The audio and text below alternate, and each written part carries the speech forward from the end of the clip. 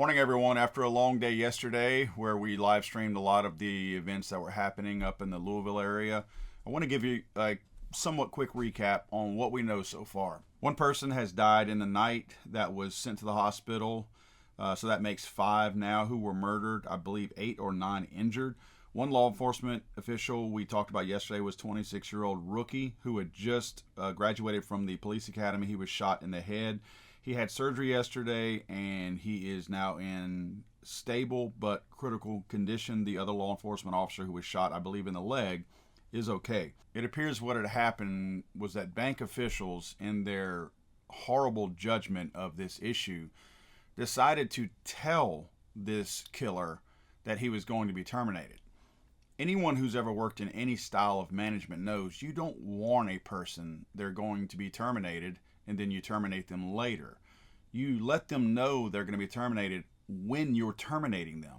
So this person had an opportunity to leave, come back. Again, I don't know when they were told they were going to be terminated, but this person was told in time enough where they planned the shooting.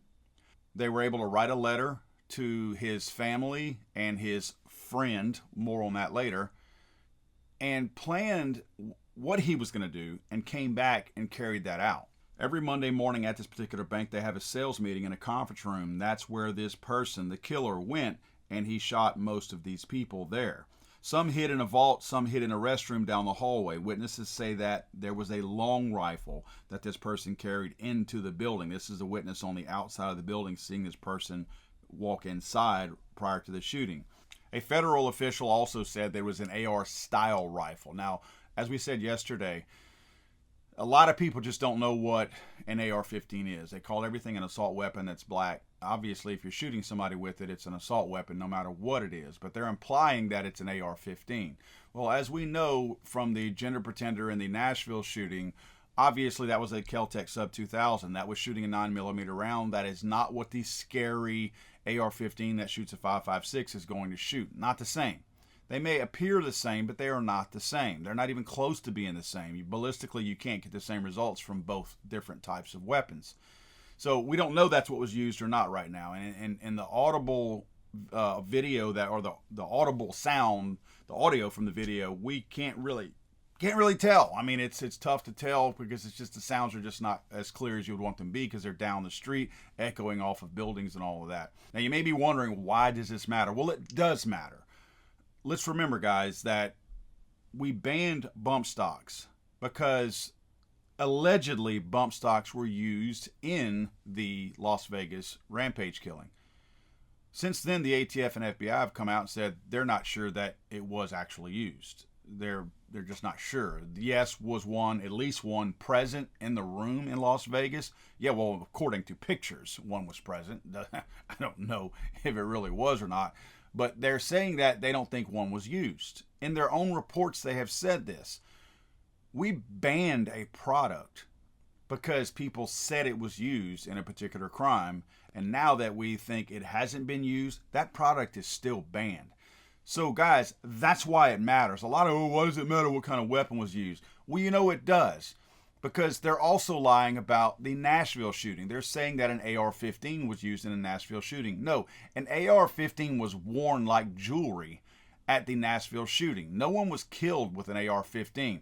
We all saw the video where it was a Kel-Tec Sub 2000 shooting a 9mm round used in that particular shooting. So they're sitting here already saying they've already moved on from the Nashville shooting, saying that yes, an AR-15 was used when we know that it wasn't.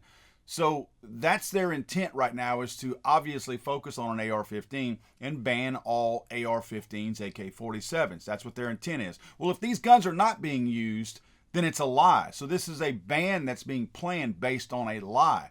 That's why the gun matters. That's why the style and type of gun does make a difference.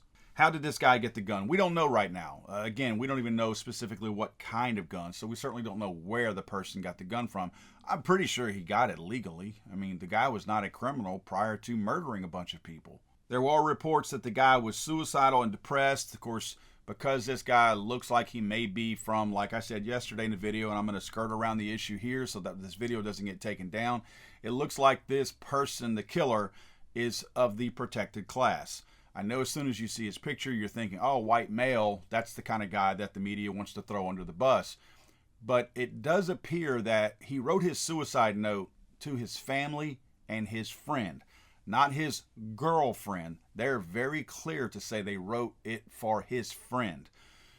That tells me everything that I probably need to know, and it also tells me why the media is so reluctant right now to really pile on to the killer, and they're going to focus on the gun because this is one of their own. This is one of their kind. This person was also very anti-Trump, provably anti-Trump. Before his pages were scrubbed, there was information on there, memes that he posted about Trump, negative things about Trump. The guy was clearly part of the left's, the far left's circle, for more ways than one. Again, that's not the kind of person that they want to hang this murder on. So they're being very careful not to be specific about this guy's past. There also appears to have not been any security at the bank at the time of the shooting, which just completely blows my mind. I'm sure these people are not allowed to have firearms in a bank, as most states do not allow you to have that. So here we go again with a place that's a gun-free zone, essentially a kill zone. Now, I've heard the Democrat mayor come out and a bunch of other politicians, statewide and federally, including Joe Biden, saying that some kind of action needs to take place now. Oh, when are we going to, get tired of this? When are we going to get tired of this happening every day? When are we going to do something about it? What action are you calling for? I don't understand what action you're calling for, because obviously when something like this happens and you use it and you pile on to use it to further your cause, clearly you're implying that any action that would be done would have prevented this. How would action have prevented this? So what are you suggesting? Are you suggesting all guns get banned? Because let's not forget, we don't know what kind of gun was used yet. So what action are you calling for? So it's evident to me that since you don't know what gun was used, well, you can't call for a specific type of ban because you don't know what was used. So it sounds like you're implying we should ban everything, because this person was not a prohibited person. This person was legal to purchase any firearm that he wanted to. He had committed no crimes. He was not a prohibited person in terms of buying a firearm. So nothing would have stopped him from buying a firearm. How do you prevent a 23-year-old? This is above your age limit that you've been wanting all this time of 21. So he's above that. So what new law would have prevented this other than an outright ban on everything? Is that what you're telling us? Are you actually saying the sneaky part out loud now? You're telling me you want to ban everything. The Biden administration has been very clear that they want to ban all semi-automatics. So is that where we're headed now? We ban every single semi-automatic out there, and now only the criminals have semi-automatic? Is that where we're heading right now? Because let's also not forget, if we're going to sit here and start to infringe upon constitutional rights, this person streamed their murder online on Instagram live while it was happening. That is a First Amendment issue. So do you want to take the First Amendment away also? If we're going to start infringing upon constitutional rights, hey man, let's just go at them all. Every one of them that this guy violated, let's knock them all. If we're looking for action, do you have limits on your action? Or are you going to cherry pick which constitutional rights that you want to infringe upon and leave the other ones intact? I'm sorry, I thought this was America.